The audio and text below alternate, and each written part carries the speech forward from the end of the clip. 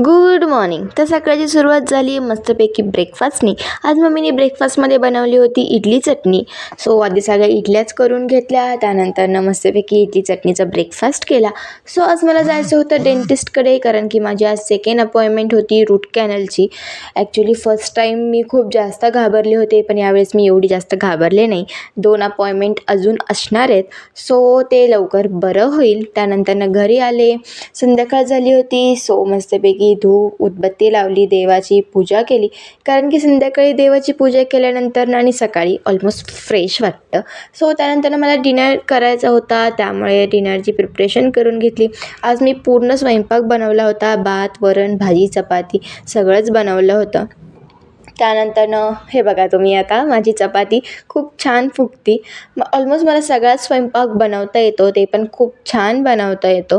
त्यानंतरनं मला भूक लागली होती, सो मी बिस्किट्स खाल्ले. त्यानंतर मस्तपैकी डिनर केला. सो असा होता आजचा दिवस. भेटूयात उद्याच्या ब्लॉगमध्ये. शुभरात्री.